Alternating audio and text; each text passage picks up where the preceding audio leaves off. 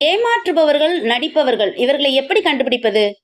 ஏமாற்றுபவர்களையும் நடிப்பவர்களையும் கண்டறிவது என்பது சவாலான விஷயம். ஏனெனில் அவர்கள் பெரும்பாலும் தங்கள் உண்மையான நோக்கங்களை மறைக்க முயற்சி செய்வார்கள். இருப்பினும் சில பொதுவான அறிகுறிகள் மற்றும் நுட்பங்களை கவனிப்பதன் மூலம் அவர்களை கண்டறியலாம். அவர்கள் சொல்லும் கதைகளில் அல்லது தகவல்களில் முரண்பாடுகள் இருக்கிறதா என்று கவனியுங்கள். ஒரு முறை சொன்னதை அடுத்த முறை மாற்றி சொன்னால் அது பொய் சொல்லும் அறிகுறியாக இருக்கலாம். ஒரு விஷயத்தை பற்றி தேவைக்கு அதிகமாக விளக்கமளித்தால் அது ஏமாற்றுவதற்கான முயற்சியாக இருக்கலாம். உண்மையை சொல்பவர்கள் பொதுவாக சுருக்கமாகவும் தெளிவாகவும் பேசுவார்கள்.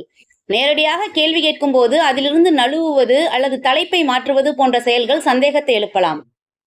ஒரு விஷயத்தை பற்றி நேரடியாக பேசாமல் சுற்றி வளைத்து பேசுவது அல்லது தெளிவற்ற பதில்களை அளிப்பது. பொய் சொல்லும் போது சிலர் மிக வேகமாக பேசுவார்கள் அல்லது சிலர் வார்த்தைகளை கோர்க்க தடுமாறுவார்கள். பொய் சொல்பவர்கள் பெரும்பாலும் கண் தொடர்பை தவிர்ப்பார்கள் அல்லது மிகையாக பார்ப்பார்கள்.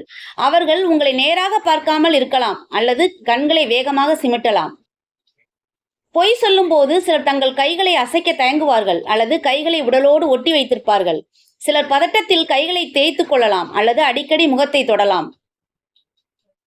குரல் தொனியில் மாற்றம், குரல் நடுங்குவது, குரல் உயரமாக அல்லது தாழ்வாக மாறுவது அல்லது பேச்சில் திடீர் இடைவெளி விடுவது போன்றவை பொய் சொல்லும் அறிகுறிகளாக இருக்கலாம். இந்த அறிகுறிகள் அனைத்தும் ஒருவரை ஏமாற்றுபவர் அல்லது நடிப்பவர் என்று உறுதியாக கூற போதுமானவை அல்ல. இவை வெறும் சாத்தியமான அறிகுறிகள் மட்டுமே. ஒவ்வொருவரும் வெவ்வேறு சூழ்நிலைகளில் வெவ்வேறு வழிகளில் நடந்து கொள்வார்கள். ஒருவரின் இயல்பான நடத்தையை புரிந்து கொள்வது முக்கியம். உங்கள் உள்ளுணர்வை நம்புங்கள். ஒருவருடன் பேசும்போது அல்லது பழகும்போது ஏதோ சரியில்லை என்று உங்களுக்கு தோன்றினால் அந்த உணர்வை அலட்சியப்படுத்தாதீர்கள். முக்கியமான முடிவுகளை எடுப்பதற்கு முன் அந்த நபரை பற்றி கூடுதல் தகவல்களை சேகரிக்க முயற்சி செய்யுங்கள். மற்றவர்களிடம் கேட்டு தெரிந்து கொள்வது அல்லது அவர்களை பற்றி ஆய்வு செய்வது உதவலாம். இந்த குறிப்புகளை பயன்படுத்தி உங்கள் தினசரி வாழ்வில் ஏமாற்றுபவர்களையும் நடிப்பவர்களையும் கண்டறிய முயற்சி செய்யலாம்.